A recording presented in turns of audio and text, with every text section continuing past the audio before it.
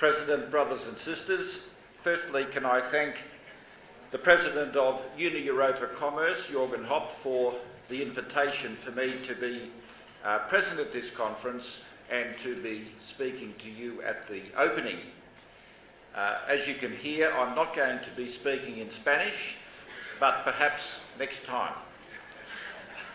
I bring greetings of solidarity to your conference from all of the other regions of UNI and from all of the other industry sectors. Ever since our Congress in Nagasaki in November last year, when we adopted the Breaking Through strategy, UNI has been working extremely hard in all the industry sectors and in all the regions in order to bring about significant change as part of our Breaking Through work.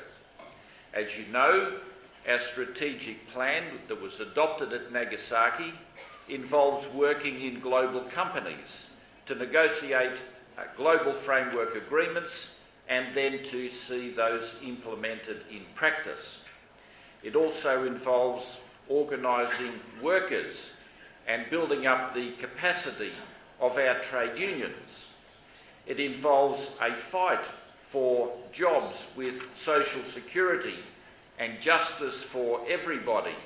And from what we have heard from our previous speakers this morning, this is a particularly relevant issue for you here in Europe today. It also involves breaking through to achieve greater influence with our governments, and again from the speakers this morning, this is particularly relevant to yourselves. And finally, it does involve a determination to change UNI itself, to make it more proactive, innovative, and a more inclusive organisation. Now, following our Congress last year, we have in UNI Commerce Global Union adopted a strategic plan which sets out the priorities for us at the global level in commerce and will lead us then to the period over the next 4 years to our next Congress. One of the primary objectives that we have in commerce at the global level is our work in global and regional companies, where we have selected 14 commerce companies, many of them which are based here in Europe, for particular action wherever they operate around the globe. In addition, we are working hard to break through with our organising and capacity development. Around the globe, there is an increase in the tempo of activity, which is designed to recruit workers in commerce into their trade unions and then to build up the capacity of those unions so that they can better look after the welfare of their members. We are increasing our work in the negotiation of new collective agreements in order to bring better salaries and better working conditions for all workers in commerce. We are also working very hard to break through in achieving political and regulatory influence in all the major global and regional economic institutions. One example being in the Association of Southeast Asian Nations, which is the Asian region from which I come, where the future of our members is determined by the decisions that governments make. I know that you face particular challenges here in Europe for the workers that you represent.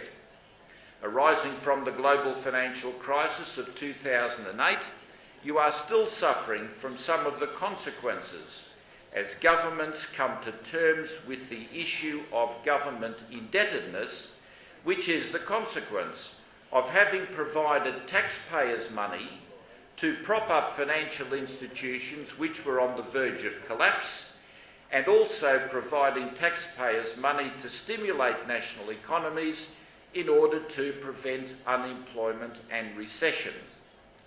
Even though the financial institutions have been saved from bankruptcy by government intervention and by the provision of new capital at the expense of the taxpayer, these companies have clearly forgotten this generosity which saved them and saved the jobs of the chief executives which ran these institutions in such an irresponsible way. Unfortunately, we see that many of the financial institutions have gone back to their old bad habits, rejecting the suggestion of any regulation or any responsibility, and returning to the use of questionable and risky financial instruments, while at the same time the chief executives give themselves massive salaries and bonuses for the work that they do. At the same time, however, the governments which so generously propped up these institutions by injecting fresh capital now find that their levels of indebtedness have increased. So they are taking steps to reduce spending and to increase taxes in order to balance their budgets. And so the burden is therefore being borne by the ordinary worker who has no alternative but to pay higher taxes and to suffer the consequences of the reduced services which are being provided by the government. This has led to serious issues of inequality. Up to us from other parts of the world who have always looked to the European Union and the social model as an objective for which we strive on behalf of our members.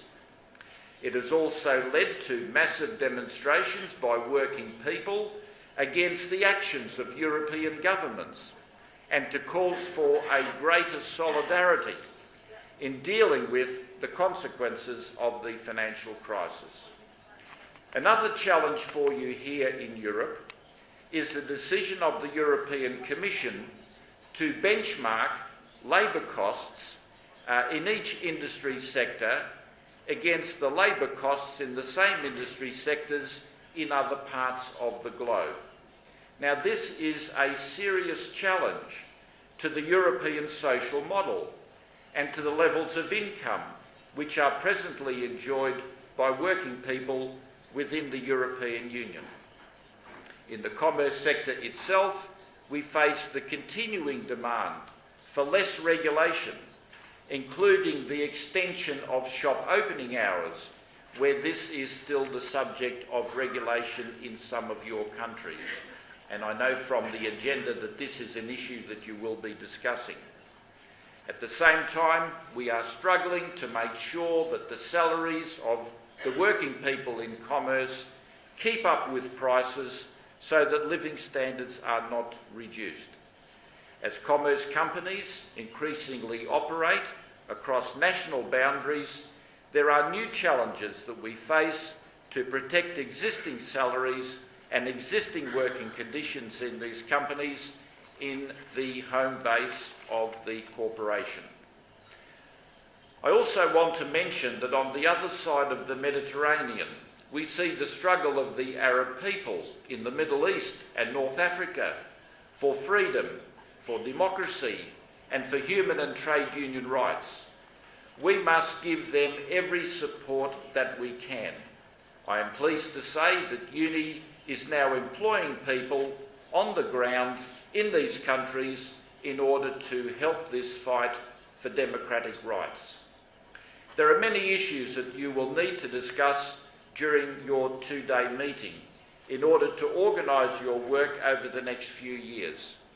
As you do so, I am sure that you will link your work with the strategic imperatives that arise from the Breaking Through strategy that was adopted at the Nagasaki Congress, and which now inspires the work of UNI around the globe in all the regions and in all the industry sectors. I wish you all the best for your conference and in your deliberations, and I will be watching with interest your debates and the conclusions that you reach. Thank you once again for inviting me to be present to observe your conference, and I look forward to discussing the issues with you over the coming 2 days. Thank you very much.